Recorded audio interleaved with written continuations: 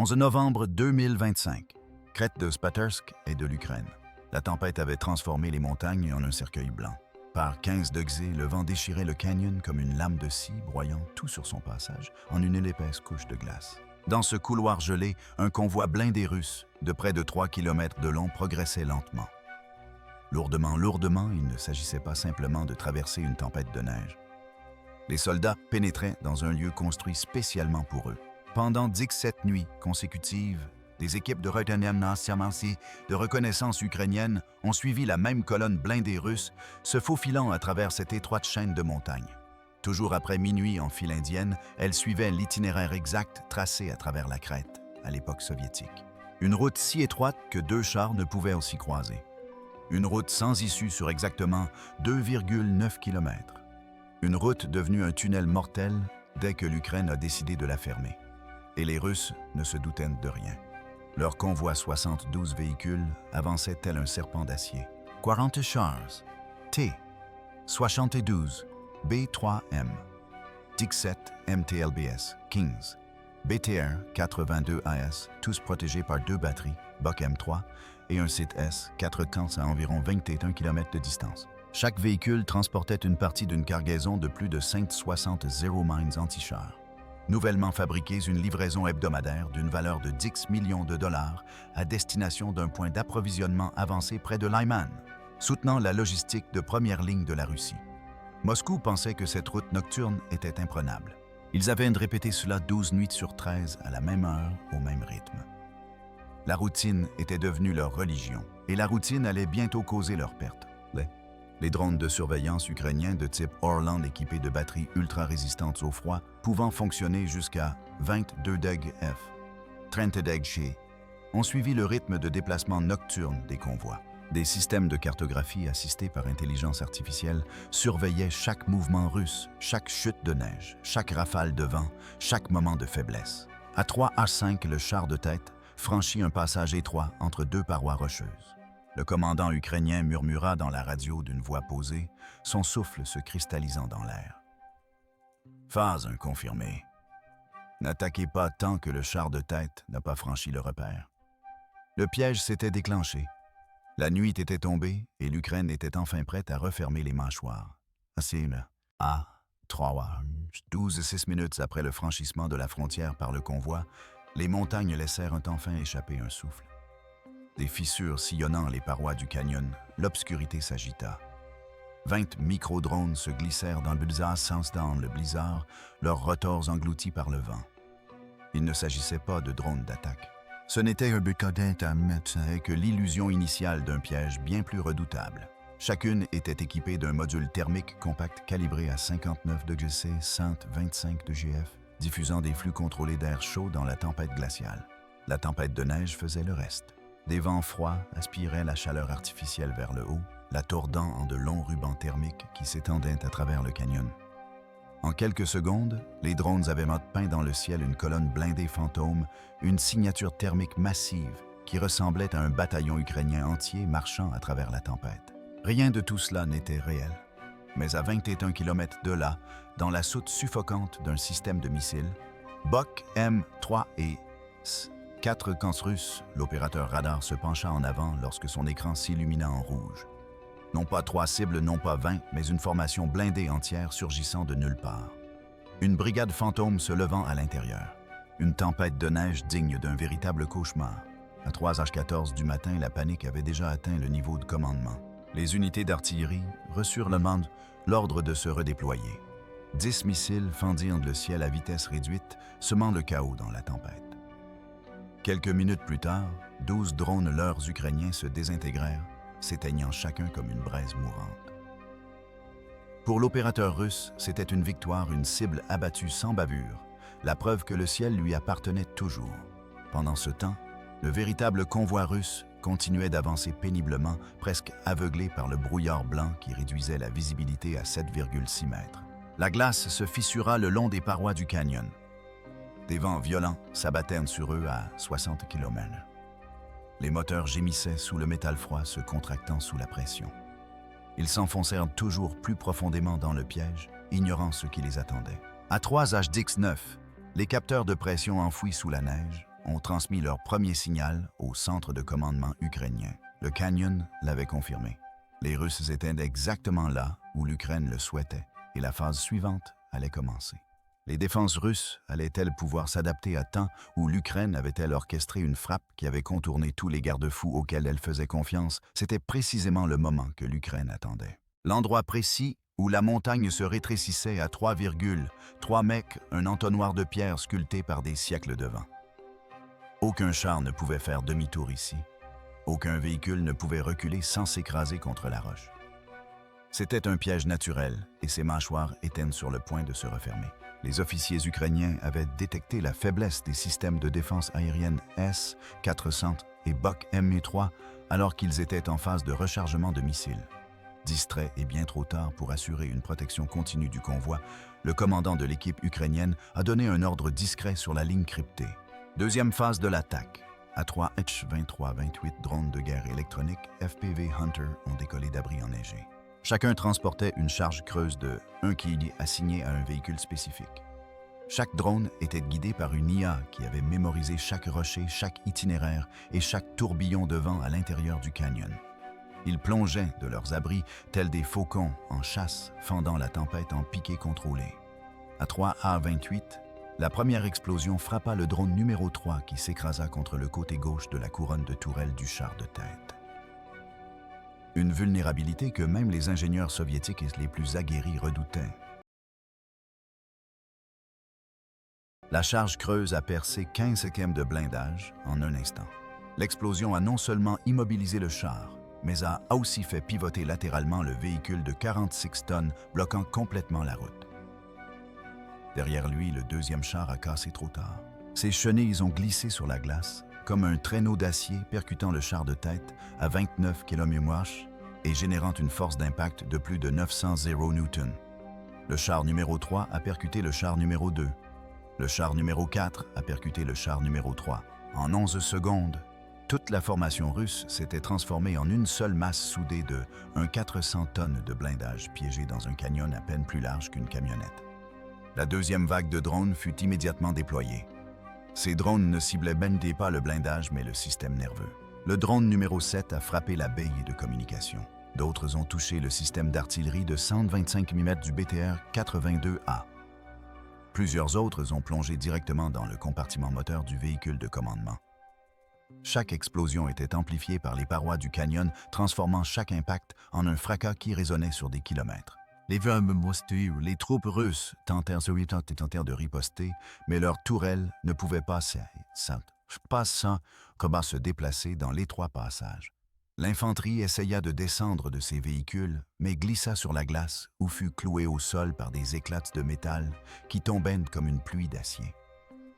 En moins de 5 minutes, la montagne ne résonna plus du moindre bruit de moteur. Le fracas des explosions de près de 80 véhicules réduits en un amas métallique compacté au creux du passage résonna.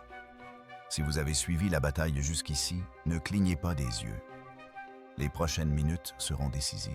Êtes-vous prêts à voir ce qui se passe lorsque le canyon lui-même se retourne contre la Russie? 3.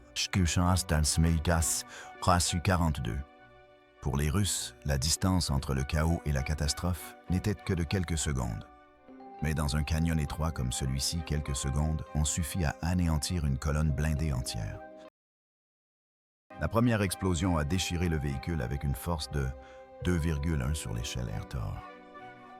La seconde explosion a enflammé un camion-citerne situé à seulement 9 mètres de là. La troisième explosion fit exploser le dépôt de munitions du char numéro 18, arrachant la tourelle entière. 8,2 tonnes d'acier de la coque. Elle fut projetée en l'air, s'écrasa contre la paroi du canyon et retomba comme une guillotine tranchant en deux une section entière d'infanterie russe. Le véhicule de commandement touché de plein fouet brûlait à 870 degrés, un 900 DGF.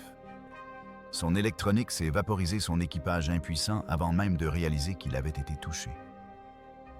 Avec la destruction du poste de commandement, toute la formation russe a subi ce que les analystes du champ de bataille appellent une panne d'électricité silencieuse. Aucun ordre donné, aucun avertissement transmis, aucune coordination, seulement le chaos. Derrière les chars immobilisés, les véhicules blindés de transport de troupes tentèrent de reculer, mais en vain. Le canyon ne faisait que 3,3 miles de large. Un BTR 82 a besoin de 6,7 mètres rien que pour faire demi-tour. Même dans des conditions idéales, faire marche arrière avec un VCE de 6 tonnes sur la glace, c'est jouer avec la gravité. 2 VCE ont tout de même tenté l'opération. Les deux ont échoué. L'un d'eux a glissé latéralement et s'est écrasé contre la paroi du canyon avec une force telle que sa suspension s'est brisée. L'autre véhicule a reculé trop vite et a percuté l'arrière d'un camion transportant 132 obus explosifs. La collision à elle seule a suffi à déclencher les détonateurs. Le canyon s'est transformé en fournaise. Les températures ont dépassé les 1 cent degrés. 2-3 degrés F suffisamment élevés pour faire fondre les composants en aluminium et déformer les châssis de suspension en acier. Une épaisse fumée emprisonnée entre les murs de granit suffoquait les hommes piégés dans leurs tombeaux blindés. La visibilité était réduite à quelques centimètres. Les radios crépitaient. Les canons ont surchauffé. Les conduites hydrauliques ont éclaté. Au-dessus d'eux, l'Ukraine a déployé une troisième vague de drones, 8 appareils chacun transportant des charges anti-chars conçues pour les espaces confinés. Ils n'ont pas frappé à distance. Ils volaient à quelques centimètres du sol en flammes, se faufilant entre les véhicules, se glissant sous les conduites de carburant et les tuyaux d'échappement. Chaque frappe était précise. Chaque détonation était décisive. Chaque seconde qui passait était un nouvel effondrement de la ligne de défense russe. À 3h46, la bataille n'était plus un combat, mais un démantèlement. La Russie n'avait pas seulement perdu sa mobilité, elle avait perdu le canyon, et le canyon achevait le travail. 5H. Dix. Première lueur du jour sur la crête de Spiatersk. Lorsque le soleil a enfin percé l'horizon, il a révélé non pas un champ de bataille, mais un cimetière sculpté par le feu. Les vents du blizzard s'étaient calmés, et à travers la fumée qui se dissipait, les drones de reconnaissance ukrainiens ont capturé toute l'ampleur de la destruction. Ce qui était entré dans le canyon comme une colonne blindée russe de 34 véhicules s'était transformé en un couloir d'acier noirci et tortueux. Sur les 22 chars, seuls 3 avaient leur structure intacte et aucun n'était opérationnel. Les 12 véhicules blindés de transport de troupes avaient tous été immobilisés ou incendiés. Au total, plus de 400 tonnes de blindés russes gisaient enchevêtrés sur un tronçon de route à peine plus long que 2 terrains de football. L'imagerie satellitaire allait confirmer plus tard un fait encore plus choquant. La signature thermique détectée au-dessus du canyon dépassait les 2,6 gigaoctets, un niveau comparable à celui des fonderies industrielles et non des champs de bataille. La montagne n'avait pas seulement été témoin de la destruction, elle l'avait accomplie. Avec le véhicule de commandement anéanti et les réseaux de communication saturés par des températures internes atteignant un 9,5 de GF, un 40 de GC. La brigade russe supervisant le secteur de Lyman s'est retrouvée dans ce que les analystes militaires ont qualifié de vide de commandement de 72 heures. Les batteries d'artillerie n'ont reçu aucune donnée de ciblage. 8 convois de ravitaillement furent immobilisés sur un tronçon de 75 km. Terrifiés, à l'idée de subir le même sort, les unités d'infanterie près de Boyle-Herka signalèrent qu'elles n'avaient reçu aucune instruction, aucun réapprovisionnement en munitions et qu'elles ignoraient qui était encore en vie. Face à cette paralysie, l'Ukraine réagit rapidement. À midi, l'infanterie mécanisée ukrainienne avait progressé de 6,8 km le long du flanc Lyman, sans rencontrer un seul char russe en service. Des équipes de drones ont frappé 2 avant-postes russes supplémentaires, dont les équipes radars étaient encore paralysées par la perte de la colonne blindée. Un officier russe a plus tard enregistré dans une transmission interceptée « Nous n'avons pas perdu une route, nous avons perdu une direction de la guerre ». Mais l'impact psychologique fut encore plus dévastateur. Les images de chars en flammes enlisés dans un ravin rocheux ont commencé à circuler sur les chaînes russes, malgré les tentatives de censure. Des soldats stationnés à des kilomètres de là ont refusé de franchir les cols. Des groupes Telegram ont signalé la propagation d'une nouvelle expression parmi les troupes russes, la crête engloutit les blindés. À 18h40, alors que les flammes couvaient encore, le commandant ukrainien qui supervisait l'embuscade envoya un dernier message à son unité. Il pensait que la montagne les protégerait. Ce soir-là, la montagne a choisi de nous protéger. La crête avait changé de main et avec elle, l'élan de tout le front. Alors que l'aube se levait sur la crête de Spataherc, les incendies qui avaient ravagé la nuit commencèrent enfin à s'éteindre, ne laissant derrière eux qu'un paysage dévasté d'acier, de fumée et de silence. Mais les véritables conséquences de l'embuscade s'étendaient bien au-delà de l'étroit canyon où la colonne blindée russe avait été anéantie. La nouvelle se propagea à travers les salles de commandement, les lignes de ravitaillement et le moral fragile qui maintenait la cohésion du front oriental russe. Pour l'Ukraine, c'était plus qu'une victoire, c'était un message. Un message gravé dans le granit, inscrit dans les restes calcinés de 22 chars et qui résonnait sur un champ de bataille qui avait trop souvent basculé en faveur de Moscou. Un message qui ne reposait ni sur des budgets colossaux, ni sur une puissance de feu écrasante, ni sur des flottes de chasseurs. Il reposait plutôt sur quelque chose de bien plus dangereux, la précision, la patience et la capacité de retourner la confiance de l'ennemi contre lui. Sur le plan militaire, la destruction d'une colonne blindée de 72 véhicules dans un col de montagne constitue une victoire tactique. Mais les conséquences, 72 heures de blackout, la paralysie de 8 convois de ravitaillement, l'effondrement du flanc Lyman, furent des séismes stratégiques. Ils ont renversé la situation, offrant à l'Ukraine du temps, du territoire et un élan décisif à un coût si minime qu'il tiendrait dans la benne d'une camionnette. Pour la Russie, cette crête est devenue le symbole d'une menace plus sombre, le rappel que même les armures les plus robustes deviennent fragiles sur un terrain inadapté. Un rappel que des racines prévisibles, des routines prévisibles et une pensée prévisible transforment les montagnes en prédateurs. Et pour ceux qui étudient la guerre, ce qui s'est passé le 14 décembre restera gravé dans les mémoires, non pas pour les explosions, non pas pour le feu, mais pour la simplicité de la leçon. Parfois, il n'est pas nécessaire de gagner une bataille. Parfois, c'est la bataille qui choisit son vainqueur. Et en ce matin glacial, la montagne a choisi l'Ukraine. Merci d'avoir regardé. Si vous avez trouvé cette histoire intéressante, merci de la liker et de la partager, car dans chaque bataille, le pouvoir de l'intelligence est toujours la clé de la victoire finale.